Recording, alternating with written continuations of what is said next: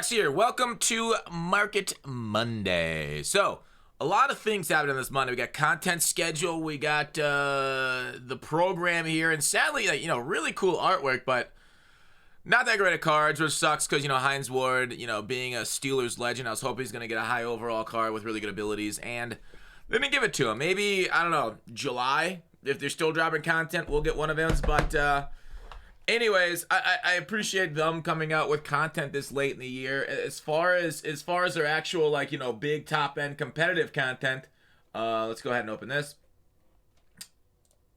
On the Twitch, on the skate, wait, hang on. Really cool animation, dude. That's so awesome. Dude, the art team is holding everything up. It's like crazy how much better their art and animations team has been from the rest of their the rest of their employees this year. We get 2 GMMs this week. Last week we got 1. So tomorrow and Wednesday are my GMMs.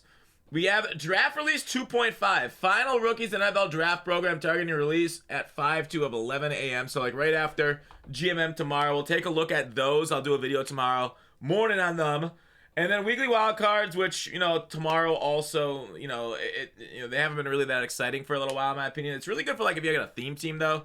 But they haven't really pushed the meta forward. But at least they're competitive, I guess, in the meta. Backyard Ballers is the big news, though. Backyard Ballers is absolutely, ginormously, incredibly awesome. Right? Last year I hated it because it came out during March when we still had a lot of content to go. We got the draft. Backyard Ballers were so good because they're basically out of position cards. They're basically golden tickets, right? They're 6'7" safeties, 6'9". They became the meta cards for the rest of the year because they were tall and good. That it shut down all content after that because why wouldn't you run it? Especially this year where height, every single deep blue gets run past. And you need height if you're going to play a drop zone. The best I got right there is 6'3" and 6'4", unless I want to go to somebody significantly slower, which, will just get run by. You won't get those animations anymore. So, what we're looking at, right? What we're looking at for the Backyard Baller promo, you see it happened on March 4th last year, 2022. We had Ricky Williams, wide receiver, not a big deal. Really, we're just looking for, big and heavy dudes, okay? Big and heavy dudes. Maybe they put this out this late so that way it wouldn't be golden ticket baits. I don't know if golden tickets are due yet. If golden tickets are not due yet, which nobody asked me to help with a golden ticket this year, it's very sad. I've fallen off, plus ratio, plus bozo, plus L. Nobody asked me. It is what it is. But yeah, 97 safety Jimmy Graham. So it'd be a 99 in this program. Would be endgame, right? And we are in the endgame. So I'm I love it. During May, let's get weird. Let's get endgamey. So I thought this was a much better timing this year. I think it's much better. We'll, of course, see the cards. Maybe we'll be disappointed when we see it. I still can't believe middle linebacker Tyreek Hill got a golden ticket. That was the worst golden ticket of all time. I don't know who I don't know what was in his brain to make. They even brought him out first, and he was still basically unusable. Mixon, Thomas, Sean Taylor, right outside linebacker. We then had some lower end elites. These were golden tickets. A lot of them golden ticket baits. Who was a golden ticket last year? Oh, I think it was a heavy running back. I think it might have been a later part of the promo. It would have been a later part of the promo. We got more cards that ended up being turned into golden tickets. But anyways, it should be fun. I would expect it to be very similar to every other program we've gotten for the last 4 or 5 years. Sets within sets, packs, re-rolls. So it's not a bad idea to go ahead and grab training right now. I don't know what the training markets look like. I didn't look at it before this video. Maybe I should have, but I kind of got into just recording right away instead of seeing how the market reacted. Because the market's probably still currently under reaction. So 98s, top end cards could fall. Training could rise is generally what happens when we get the big cards. Unless the top end cards are training value. That's a limited 400K for a 98.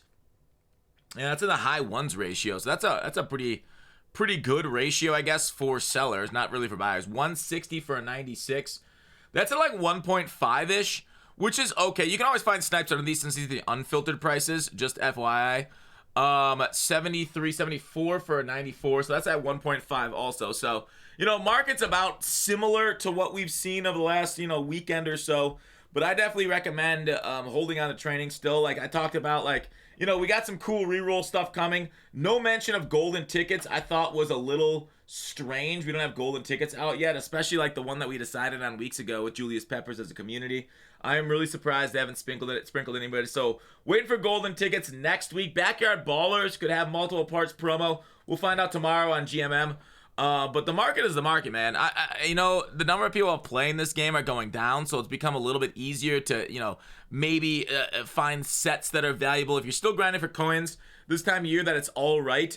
It really depends on what's happening, especially with like promo launches. Promo launches might not be as profitable because not as many people on, because there's not as many people like going crazy, but that's why I recommended yesterday maybe buying training cheap now, because people will reactivate and use their coins, use their cards, everything to train for training roles for golden tickets. So maybe that's a week off. I'm not sure what's going to happen over the week market over the next week, but if there's a cool set that involves like lower overalls, like we could see like 88 spike or something, it's unpredictable. Not sure that's worth looking into.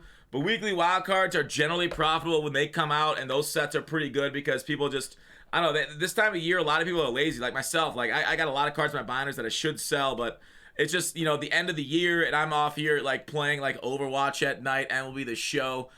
So, you have that happen, but in, like, a large sense. So, that's kind of what we're talking about, right? The big wave of people coming back, they might come back for Thursday promo to see what's Backyard Balls, if they get any exciting cards. There's no exciting cards, Backyard Balls. Don't expect a huge rush of people back.